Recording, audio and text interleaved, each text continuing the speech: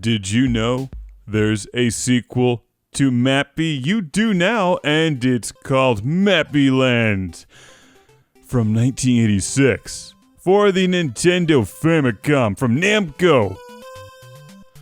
This one also has an NES release that's really cheap and easy to pick up on eBay, so if you enjoy what you see in this review, I think you'll dig the game. Mappy-Land is pretty fun. Did you see what I did there? I just rode the meat hook or whatever and kicked the police cat in the face. Got some big points for it. Now I'm eating cheese because I'm a mouse. Because that's what mice do. They eat cheese. And fire cannons at unsuspecting cowboy cats. What a strange game. But so much fun. This has a lot of the same gameplay elements that you'll find in the first Mappy, but this one's got some clever new levels as well as like this punching bag. That was a smooth move, Mark. I recorded that and I'm like, oh yeah, I'm putting that in the review. Those are some legit Mappy-Land skills right there, and by skills, I mean the ones that pay the bills. Mappy-Land. You cannot make a career out of playing Mappy-Land.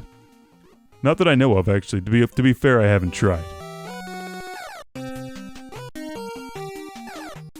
The first 3 levels in this game are exactly what you would expect from the Mappy series. They added some different stuff in there, like the bombs, which are pretty fun.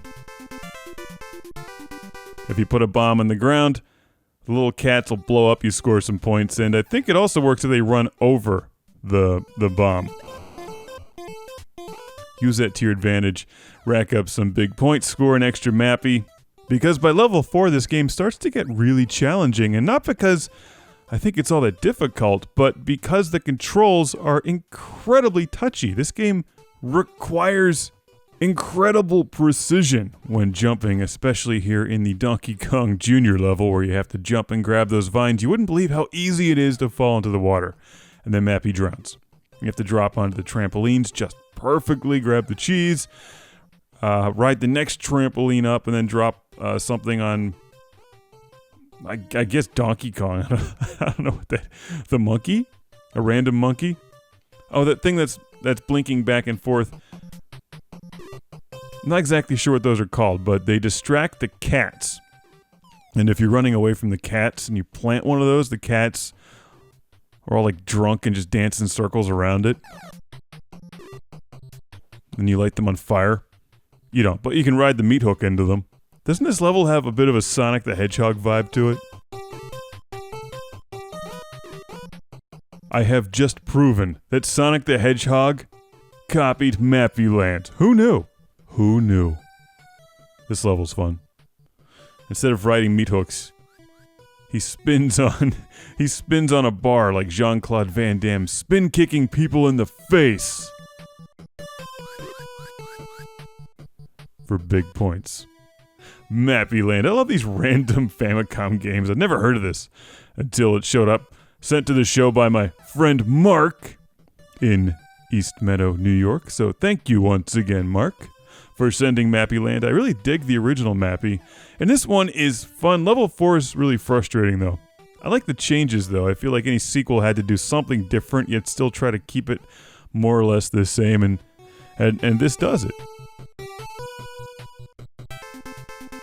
Like the original game, you can bounce on the trampolines past enemies, but you can't run into them. I kept playing the game over and over again. Eventually got frustrated with level 4, which is by far the hardest of the bunch. You have to collect all of the cheese in order to clear out each level. And if you think this looks fun, I recommend it, especially if you enjoyed the original Mappy and want to see what the developers did with the sequel. Mappy-Land is highly recommended for your Famicom or Nintendo Entertainment System.